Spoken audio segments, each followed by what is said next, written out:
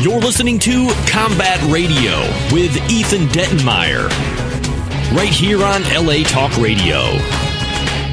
Okay, how awesome is this? We now have one of those rare privileges. I mean, I had actually just said it yesterday, and it's the absolute truth. If there's one person that should have, around circa 2000, 2001, 2002, should have been appointed to run Warner Brothers Studios, no. In my opinion, she says no. But it is this producer, Keri Selig of Intuition Entertainment. How are you? Good. How you doing? Brilliant to have you here. Thank I've been trying to get you here for so long, and you're always like, no, I'm not doing it. But you would have been, you are an awesome powerhouse in this business, and one we respect probably more than any other. I know you're like going, come on, but I mean, it's absolutely serious in your case. So, before we get down to the life of what it's like to be an epic personality that is Keri Selig, you've got a charity event coming up on the 14th. Yes, you're a part of every year, I think. Yeah, I'm on the board and I'm a co-host this year. It's called Children Mending Hearts. Yes, I've been to one with you. Yes. You got us into one. Yeah, they're great. They're pretty great. And this one is on a big estate in Beverly Hills next Saturday on the 14th. Mm-hmm. And we're going to be honoring the pro surfer Rob Mikado and Holly Robinson Pete and Ryan Kavanaugh from Relativity, and Sal McKella is going to be a MC, and we have music, and it's kind of a surf event. Like there's going to be a half pike, and you can do all the cool stuff, and surfing, and it's going to be very cool. It's a big event, a lot of celebrities. We were there 2 years ago. We made it, and honestly, I can tell you that was one of the better, probably more exciting events I've been at charity-wise. Not only was it a great cause, but the atmosphere was fantastic. No rubber chicken. This is like a fun, cool event. And kids can there's tons of stuff for kids to do. Yeah. The adults, there's great food, there's music, there's going to be stations where you can actually make jewelry, and you can surf, and you can skateboard, and there's going to be, there's so much stuff going on. But if you want to get tickets, you can purchase tickets online, which is www.cmh.embassyrocks.eventbrite.com, or you can call 818-783-4428. And just so you know what this is all going towards, every dime, we have no overhead. Every dime goes to Children Mending Hearts. We have over 1,000 kids in our program. It's an after-school program. There are no after-school programs in California anymore. And what we do, in Los Angeles County, I should say. And what we do is we give them classes, and it's all about the arts. So maybe you could teach one. We do everything you can do about the arts. We have screenwriting and photography and painting, and we have and we do shows. We'll show their work, photography. And we give them food, so they have a dinner, and most of these kids don't even get dinner. I know. So I used to work on the STARS program, okay. Sports, Theatre, Arts and Recreation, after school. I did that. I taught a swashbuckling class for almost 2 years, that's so good. Various schools all over Los Angeles. It's a well-worth course. Yeah, we hire the teachers. We do. We got LA City Schools to let us use the classrooms. It's the first time ever they've done that. Wow. So we have about 1,000 kids now that come through the program. And we also teach them not just about art, and give them something that they can do, and we can show it, and we give them hopefully a future here. Yeah. But what we also do is we teach them about what's going on around the world in other countries, and we do an art exchange program. So with the Congo and with various different countries that are in either disarray or war-torn countries, and we do an exchange program. What actually happened to the program? Was it just defunded, or they couldn't afford it anymore? There was no money for it. No money. Coming back to this, we'll teach whatever you want. What do you want to do? Yeah, we can even make a radio featurette out of it. Cool. What do you want us to do? I mean, I don't know what I'm qualified to teach. You know what? Every kid just wants a chance. That's the problem. Every kid wants to be able to think, I can do something, but no one gives them the chance. So we're saying, come in, do whatever you feel comfortable doing, and then we'll get it out there. No, we'll do it. And we can probably rope in a lot of our contributors, a lot of the celebrity guests to probably teach something or do something. I'm sure you could. You could probably do some stunt stuff. I mean, unless you want to teach them how to be Bumblebee. I literally handmade rubber swords out of plastic piping and insulation foam. No weapons, Mark. No, we had them. No, but you see, I'd run a video of a fight, like for a sword fight from Princess Bride or Star Wars or something. Go, we are going to do this fight. And then I'd team them up, the kids, and they would, like a theatre class, do it like a theatre swashbuckling class. Why don't you do some theatre stuff? Go back to your West End roots, before you were Bumblebee and all this Transformer stuff. Like, go back to what, made Mark Ryan. Well, it's funny because we're actually giving an award to the cast of Vampire Diaries, who are all coming because really? They do a lot of outreach to kids, and they have a whole kind of social network that they So it's going to be a lot of celebrities. We have a lot of really cool people coming. It does sound like you got a lot of cool people doing it, and we cannot let the cast of Vampire Diaries one-up this show. Okay. There is no way we can just sit back and let Vampire Diaries brag about that around town. So we need to come up with something. What can we engineer something with you? Yeah. Some cast of Black Sails, pirates. There you go. Yeah. Okay. Yeah, we can do something. I mean, right. we can get the cast of Black Sails together. I mean, even though you haven't got the green light to come back from the dead on the show yet, we could probably the cast in and do some stuff. Come check it out. Saturday, June 14th, 1 to 4. When you get your tickets, you'll get the information because it's at a private estate in Beverly Hills. Yeah, and secret. It'll be fun. You know what I loved about it last time? It was a totally first class. Like the one thing, and it was right off of Sunset, and I thought, man, the first thing that goes through my mind is, I bet parking is hell. But no, it was valet. It was totally like you really felt like you were really supporting a first class cause. Not a bad house too, huh? No, was it yours? No. Come on, it's not at the Keri Selig Fortress Estate downtown. Oh yes, the Fortress. No, that was a beautiful estate though. Yeah, we shouldn't say whose it was. But I did meet a lot of heroes, including the woman, the young surfer who lost her arm in the shark attack. Oh, based on. And my kid was really inspired by that. Yeah, we honored her. She's great. She's great, yeah. They should honor you, Keri. Where's what that we award? do is we honor people because I'm part of it. It's okay. I don't need to be honored. I'm above being honored. But we just put together, we always try to reach out to people who are doing great things and give. And we always partner with other charities and with other nonprofit organizations. And that's how we do it. So anything that empowers kids, gives them a platform. That's what we're about. I love that you are on this board. I have got to tell you, too, this is the absolute truth. When I was working for producer Steve Ruther back in the day, Keri Selig was one of the top entertainment executives at this company, and probably the only one, in our opinion, the only one that was worth anything, that was constantly going out trying to put things together. We like this. No, this is the absolute truth. Wow. And I don't know if she's ever actually heard me say this, but this was a company that was, I thought, somewhat dysfunctional. And I'm not really one to say, because I was the lowest man in the totem pole. Bel Air Productions is what it was called, Building 90, I think. We had an $800 million revolving fund. We were the first actual financiers to have a distribution deal with the studio. Wow. It was a big deal. And every time you'd walk by Keri's office, she was working it. There was constant deals, constant phone calls, and you'd walk by everyone else's office, and they wouldn't even be in it. And you wouldn't know where they were. And if they showed up, they were like booking their manicure, whatever it was. And I remember, I'll never forget the day that Keri decided to leave, and we were like, that's it. That's our TED offensive. It's over. It's done. We've just totally lost any chance of building anything out of this company. And I mean, we were all worried because on the lower end, it was our job security. The day she left, we all said it. We said, that's it. We've lost. It was like Star Wars. We've lost our only hope.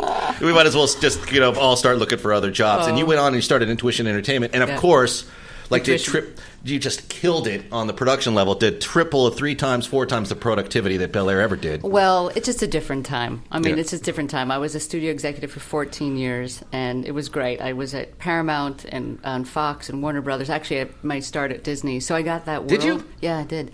And the interesting part of it was it was great. It was a great platform. It was a great way to learn. But times changed, and you have to kind of reinvent and roll with it because that doesn't exist anymore. The business has changed 100%. And even in we've talked about this live, but even this is my 4th Transformers film, and the technology just from the first one to now is staggering. What they can do. You make it sound like they were doing like Ray Harryhausen, like anima, Well, no, I just did from the sense of the 3D stuff and Transformers sock puppets. I like it. Honestly, that'd be huge. That'd be huge in retail, sock puppets. No, the technology and the whole way the business is structured and the way they sell stuff and who's involved with it, and it's a completely different business. And the way that the production has moved now. I mean, Black Sails we made in Cape Town, South Africa. I love shooting there. And we, you? Yeah, it's fantastic. I loved it. What movie did you do there?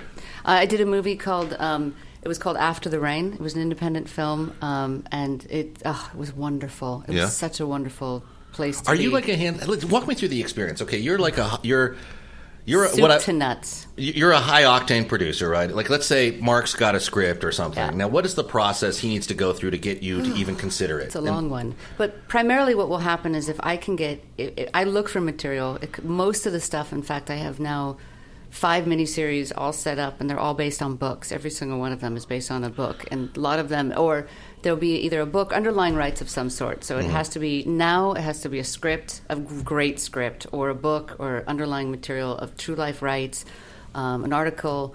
And then you have to decide. So if it's not a script and you have just a book and the underlying rights, then you have to decide, okay, is this something that I could actually get made or set up? So then you have to go through the painstaking process of figuring out what's next. So it's either going to be finding a writer and a director. So you go out and you shop this everywhere to all the agents, to the people in your phone book, and you say, I love this project. Do you want to partner with me on it? Do you want to come aboard? And then if it's something that's kind of hot off the presses and you know you can get some traction, you can go right into a network. Not a network. You can go into a studio or a financier and say, hey, would you guys partner with us on this financially? And together we'll find a writer, we'll find a director.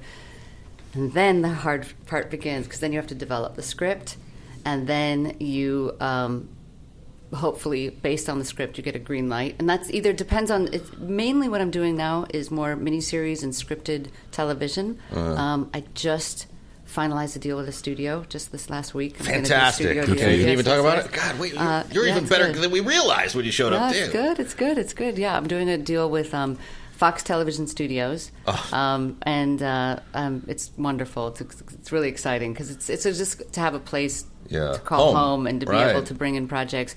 But it's not really, there is not really a formula anymore. I mean, now I'm doing non-scripted television. I did a show. Let me just go backwards. I did a show for Discovery. I did a season. I did a show for TLC. Mm-hmm. I have one in post right now. I just set up 2 more projects. And then I'm doing the miniseries stuff. I've just got, I'm doing a 4-hour miniseries for Lifetime that just got greenlit. And I've got one at Reels. I'm doing one at E1. Okay. Now, my next question is, how do you do this? Okay. How do you manage So this? what you do is... I mean, it sounds like you've got projects all over town. A lot. But what you do is everything is in different stages. Mm-hmm. So if you find the rights to something, then you're looking for a writer, or the writer's writing the script. So the 4 hours, it takes a long time to get 4 scripts completely complete and really good. So one of the projects we're looking for a director and we're budgeting. Another one we're just waiting for the new draft to come in. Another one we're waiting for the direct. A lot of times we're waiting for the writers to finish the script. We're shopping the projects, trying to get the right writer or director. Mm-hmm. A lot of stuff I have is in post right now, so it's just waiting for the new cut to come in. Can I ask you? This is what I was talking about, though. Yeah. This is why when at Warner Brothers, when she left Bel Air, we thought it's all over. The engine behind this entire production company. And I said, seriously, and I know what you want to get to in a second, she should be running the studio. I remember we all thought that. No, I've got a project I'm going to pitch it. No, I haven't. Okay, no. I was going to ask you, see, the recession, I think, that cleared out a lot of stuff, right? Yep. And organizations that were sitting, even from the agencies through to all production companies, suddenly they were like, woof. So it's almost as if a wildfire cleared the deck. Yes, yes. And what you just said there is absolutely key for anybody that's sitting and listening, wanting to get into production or has a project or whatever. There's no formula anymore. Right, but what there is, though, is you're right, 100%. I could not agree with you more. The recession came. Everyone got scared, and then right after the recession, I think it was first. It was the writer's strike, the recession. Then everything went haywire, right? And all those big fat deals went away. What I mean by fat deals is there was a lot of studio deals where they were giving millions and millions of dollars to big producers to make the replacements, to sit on the lot and to develop projects, and it worked because they were making a lot of movies. Mm-hmm. Now that has completely shrunk, and mostly the movies that the studios are now putting all their money into is maybe 3 huge blockbuster movies. Right. They're not making the medium-sized movies. Every so often you'll see a romantic comedy, but not often. You guys know you can go on Netflix and try to find a romantic comedy. Well, we don't look for romantic comedies often, Keri, but I see your point. Even I'm just saying anything other than a big blockbuster movie, you're going to have a hard time finding it because there are not that many. And what has happened is, I think, and this is why I want to get your opinion. Obviously, I get asked a lot of the time about big films, little films, because I do involved with a lot of those things. And what seems to have happened is the $3 million picture, mm-hmm. which you're going to make in Atlanta, which is going to maybe get $50 or $60 million. They're making those. They're making the $200 million Transformers films or the big tentpole pictures.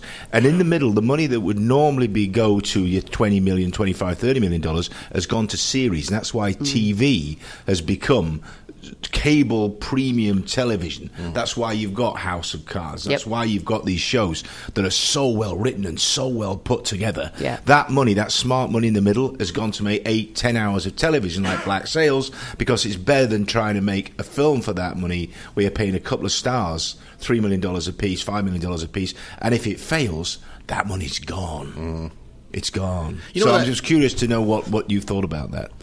Well, that's true, but it's also become a little bit more like the wild, wild west, I think, because there are so many outlets now, and you can do something online, you could develop a series. I mean, the problem now with television becoming so elevated and so good, you can't just come in with an idea and pitch it and sell it and it's done. You have to get that, huge director, or you have to try, unless you have to come in with a package. You have to come in almost like an independent film now. You have to be able to come in nothing. Or with nothing, because that's one thing that I've learned. As soon as you come in with it, you've got a direction, you've got a script, or blah, blah, blah, they go, we don't want any of that. We're going to take it from the bare bones, and we're going to develop it the way that we want it, because this is our... Yeah, but you have to have the underlying rights for them to do that. Right.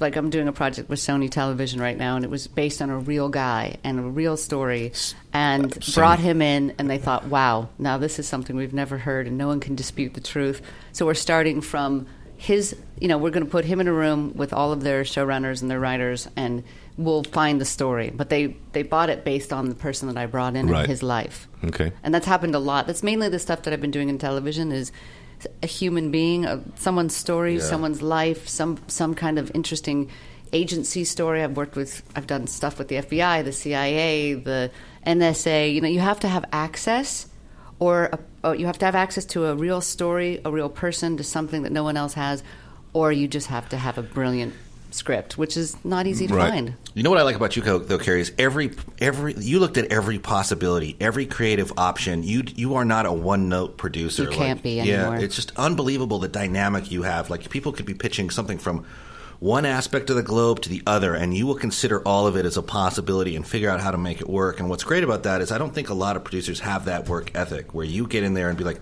let me see what we can do. I mean, you looked at everything. It was remarkable how dedicated you were to trying to find the right material. It takes a special type of brain. You need to have a view of the universe which is able to think left brain and out of the box to put this stuff together now. A lot of guys don't have that. Yeah. A lot of people don't have that. They look at a thing and they go, oh, that's the way I used to do it. I want to do it that way. And learning a new trick is very difficult for some folks. Yeah, you have to be adaptable. You definitely have to be adaptable, and you have to look at stuff and think, can I make this happen? Not can I, because everyone can spin plates. Everybody can that be busy. That's not hard. Being busy is easy. But it's what can I do to actually make this happen? As a producer, you're the last person in the whole equation to get paid. You don't get paid until the camera rolls. And isn't it funny because everyone thinks there's so much money in the pipeline? Well, the writers get paid, and you can there's the life rights. You can get the person paid, but so you have to think about it as a business too. Of course, you want to be creative and you want everything to feel fun, but you have to think, how can I actually get this from point A all the way to the finish line? And that's the hardest part. So your brain has to work that way. You look at it, you may fall in love with a piece of material and think, this will never happen, or this is going to be 10 years of my life, and you have to be willing to make that commitment. Do you make that commitment often if someone's going to take multiple years? I mean, you got 5 miniseries, right? Different. Yeah. So, I mean, obviously you're dedicated. You make the commitment on some level. Of course I make the commitment, but I also know that these are things... I look at things and I go, okay, not just will I love it and watch it, because I may not be, the norm. So I have to look at it and say, 1, who's my audience? And 2, is this something that's going to be interesting enough? Mainly what I do is, if it's true, I have to look at it like, this is everything you thought you knew but didn't. I have to have an angle on there that's going to make you want to tune in and watch this. What is the worst pitch you've ever heard? And leave out anything I said to you. But what is the worst pitch you've ever heard? Yes. Do you want to not throw someone under the bus? Well, I can tell you, I'm not going to name a name, but I can tell you the worst pitch meeting I've ever had pitching someone else. Okay. I was at a studio, and I hope I'm not in this story someplace. No, but we have a fun story about you too. Oh no! I was at a studio pitching a sequel. There was already greenlit. It was a sequel, not greenlit, but it was a sequel they were committed to make. I came to them and said, let's do a sequel to this movie. I'm on a studio deal at the Lot. It wasn't Warner Brothers, by the way. Okay. And I bring in an Oscar-winning. He won an Oscar for a documentary, a director, but he's also directed features. And it was a big deal. He flew in from London, and I had another Brit. I had an Oscar writer and an Oscar director, and I go in the room and I'm thinking, this is it, slam dunk, I'm done. This is great. I mean, like I have just been elevated here. I walk in the room, and the executive, who's pretty high up, is sitting in the room, and it was summer and it was hot, and they were in these bungalows, so they didn't have central air. They had the wall. The wall air conditioner, and it was super loud. Didn't bother me because it was cool. Is this Universal? No, okay, it was not. And all of a sudden, we get in the room, and he says, let's turn off the air conditioning. It's too loud. Okay? Now the room's getting really hot, and he proceeds to open a huge bag of potato chips with the crackling noise, and he's putting the potato chips in his mouth, and he's drinking Coca-Cola like it's water, and he's just drinking, and he sits in his chair, and he leans his chair back, which was kind of scary because it was on 4 legs and it was wood. And the chair goes back, and he passes out in the middle of the pitch, passes out, completely goes dark like that. He just passes out, and we're all sitting in the room. We don't know what to do. He's sweating, eating potato chips, drinking Coca-Cola, passes out. We don't know if we should call 911. He had a heart attack. We don't know. What did you do? What did you do? So we're staring at him, and we're just all looking at each other, and he gets up. Like, I don't know how long it was. It probably felt like to me an hour, but it was probably just like a minute or not even. He pops up, sits back in his chair, gets the chips back, gets the Coke, and continues on. Later, I found out that he had narcolepsy. Oh, wow. Holy But crap. it was one of those things where we lost him completely in the room. And he was so embarrassed, I think. I don't know what happened. I think it was narcolepsy. I'm not actually 100% sure. But it was one of those pitches where they flew all the way out, and it didn't happen. It was like one of those things, let's move on. Oh. Yeah. So that was an embarrassing moment of my career. I was like, what the hell? So that wasn't the slam dunk you were looking for? No, went awry. But I've had pitches where, I thought, I've literally had to stop people and say, where are we in the pitch? Or where are we in the movie? And they go, like 40 minutes in, they're like, oh, end of Act 1. And the walls start to close in, and I can feel my heart beating. But I've never stopped anybody. I let them pitch because I know this isn't easy. That's why I read every script. I sitting down and writing a script is one of the hardest things in the world to do. That shows us and our audience how much class you have, because we do know, and I know that to be the fact with you. But we do know that there are people like, I'm out, done, next. Yeah, but I tend to. I have a great staff. I work with a bunch of really great people in my office. Who are some of them? Well, Eva Miller. Well, who I owe a big debt of gratitude because she tolerated my begging. I'm like, you got to get this conversation in studio, and she was very cool about it. I have like a bunch of really wonderful kids that work in my office, and I call them kids because they're way younger than me now, and that's really sad for me. But like 18, 19, because you look like you're in your late 20s now. So this is But we all sit around. In because we're all different ages, and they're really young, and I don't have their brain anymore. And I like to find out what everyone's thinking. So we'll sit around and we'll discuss scripts, and we'll talk about would you go see this movie, and do you like this? And this was part of my training from when I was at Court Madden at Paramount. This is the way we always did it, and that's how we came up with Save the Last Dance. We sat around in a circle and said to everyone, what's taboo? What are you afraid of? So I tend to like getting a lot of different people's. I feel like I'm in advertising, and I have to sell the next person to sell the next person, and so I look at it from a marketing perspective. And we all sit around and we talk about, does this feel relevant? Does it work? I work with Brad and Taylor and Alec, and we all sit around and Eva, and we all sit around and talk about, is this something? And they always tell me, look, you're wrong. This is not going to work, and we have to talk about it. Fantastic that they got that kind of honesty, because so many people are surrounded by yes men, and then you get a movie like, well, I don't know.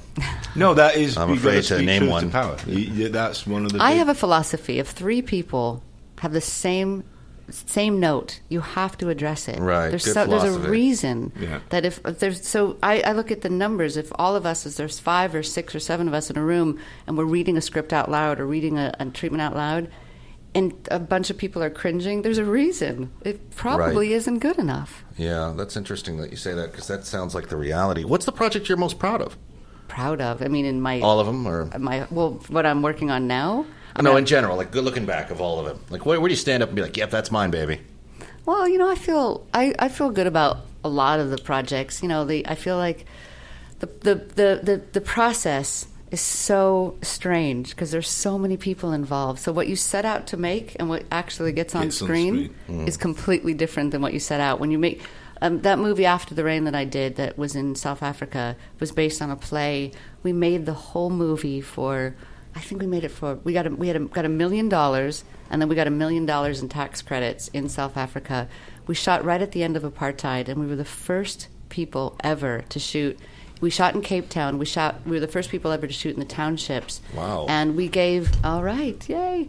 We gave money to all of the schools and the churches, and we brought everyone in to be in the movie. Yeah. And we had big dinners and bonfires, and it was the first production to shoot right at the end of apartheid, and we were a mixed crew and a mixed cast, and I was really nervous about what it was going to be Isn't like. it fantastic down there? Oh. Isn't the atmosphere, that cosmopolitan... Everybody was together on this. It was the first time Amazing. I felt like we were changing history. Really? For those Yeah. who were wondering, I was just showing my Robin Island hat where I had to go and visit Nelson Yeah. Mandela's prison cell. So that's Robin Had Island. to go. You have to go, and I was very Amazing. lucky that I got to stay in a place when I was learning some of the big scenes. I went to a place called, I'll give them a quick plug, the Oyster Catcher's Haven in Paternoster, and drove up the coast, and I was in this room, this little patio thing, and I'd seen this plaque on the wall, and the guy that was running the place, I said, well, what is that plaque? He said, oh, that's where Nelson Mandela stayed here. And I said, really, he stayed here? He said, yeah, when he was writing his book, he was staying. I said, where? And he said, in the room that you're in. Wow. And he wrote the book outside. That's why I had that on picture on amazing. my Facebook for so long. Yeah. With that table, he said, he sat out there looking at the ocean, and he started writing his book. And I said, can I ask you a question? I said, what was he like? And he said, this is an Australian guy, very, very down to earth. He said he's the only person that I've ever met that actually had an aura. I could actually see. Yeah, I agree with that. An aura. And I went, wow, that's kind of... I'm sure he wouldn't have wanted to have thought like that. But that was kind of interesting to me. So, no, I loved it there. We had a great time. But that's also the best part of what we do is, I think... You get to those things. I like to be able to go to new places. It's unfortunate, and I hope we figured out the tax credits here in California and Los Angeles, because I've shot so many times. I've been in Canada more. I've shot probably 14 times in Canada. In South Africa, I've shot all over the world, and I've shot twice. Once in L.A. in the old when I shot a movie for HBO at the Ambassador Hotel, and that's gone now. And then we shot. Right, it is gone. Yeah, and I shot one time on the Warner Brothers lot as second unit. So we never really get to shoot here. Some of the non-scripted shows I get to shoot. I got to shoot Bounty Wars, which was super fun in the streets of Los Angeles. All night long. Are you like hands-on? Are you like on the set? Oh, I had a Kevlar vest on every night. That's in awesome. the streets of Los Angeles. It was super fun, yeah. But, it's to answer your question when you first asked, I'm soup to nuts. I find the projects, I package them, I sell them, I make them. I'm there every single day shooting, putting out fires, and then hopefully, depending on who you're involved with, if it's a big conglomerate studio, I'm involved in all the marketing meetings, but sometimes... It gets away from you, but you try to be a part of that. But I try to be a part of everything all the way to the testing of it, the release of it. So it's years of your life. It's a big commitment. But do you like the testing process? Do you rely on it? I don't like the testing process. Barry Levinson told me a funny story. He carries a card from Rain Man with him. Do you know this story? No. He tells it to everyone, I guess. But whenever they encourage him to test a movie, he always pulls this card out. And what the card says is, why didn't the little guy snap out of it? And he always uses that as an example of not test a movie. I got a card from a test screening, and the guy said, I didn't like the girl's head in front of me in the theater. Like it was so it wasn't even paying attention. So, but man. it just depends. Everything has its own story. Every movie has its own life. Props to, was it Fox you're deals with now? Is that who you're calling home? Yes. For them, for seeing the value and making you come home to them, because that is just... I tell you all the time, and you think I'm putting you on, but we were like, if she was running Warner Brothers... But you know what? I wouldn't be able to do what I'm doing. And I went independent. I left the studio system after 14 years because I really wanted to do my own thing. And I have my foot in the non-scripted world. I get to do docu-series and reality. I do 1 hour series, which I love, and then I get to do mini-series, and then occasionally, because it's not as prevalent anymore, but I've got a bunch of movies in development. If I was running a studio, I mean, it would be great, but I really love doing the stuff I love. I love being involved in the projects that I find that I nurse. You want to strap on a Kevlar vest and run around downtown and boost a bunch of trucks. And brilliant. We will be right back with epic powerhouse producer Keri Selig, somebody we admire very much. We'll be right back.